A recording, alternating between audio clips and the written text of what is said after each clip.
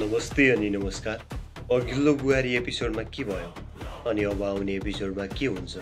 आउनुहोस् साथीहरू, आजको भिडियोमा यसै विषयमा छोटो चर्चा गरौँ। साथीहरू, अघिल्लो एपिसोड यति रोचक बनेको छ कि अब आउने एपिसोडमा के हुन्छ भन्ने खुल्दुली तपाईँको मनमा पनि पक्कै पनि होला।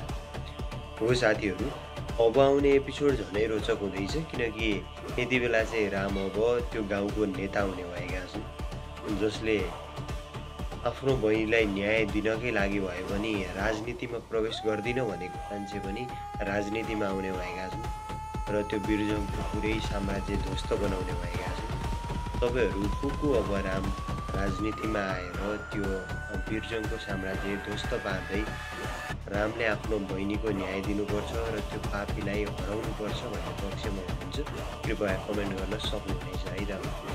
हो साथीहरू, अब आउने एपिसोड के हुन्छ भन्ने कुरा जान्नका लागि तपाईँले अन्तिमसम्म भिडियोलाई हेर्दै गर्नुपर्ने हुन्छ भने अघिल्लो एपिसोडको अन्त्यतिर आइपुग्दाखेरि रामले त्यो बिरजङको छोरोलाई जिउँदो लास बनाएर ल्याइदिएका छन्।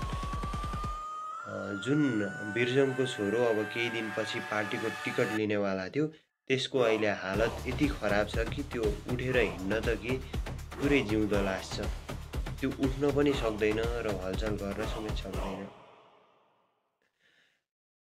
यो देखेर पक्कै तपाईँहरू पनि खुसी हुनुभएको होला र अब रामले त्यो बिरजङको छोरालाई त्यति गरेसँगै अब रामले पनि टिकट लिन्छन् र चुनावको तयारी गर्नेछन् र चुनावमा रामले जितेर त्यो गाउँमा पनि राम्रो काम गर्नेछन्, साथै त्यो बिरजङको साम्राज्यलाई पुरै यसरी ढाल्नेछन् कि हेर्न खुब मजा हुनेवाला छ। अब आउने एपिसोड सम्भवतः महा एपिसोड बन्नेछ, त्यसैले अब आउने भिडियो भने पक्कै पनि हेर्न नभुल्नु होला भन्दै आजको भिडियोबाट चाहिँ बिदा हुन्छु। हस्, नमस्कार।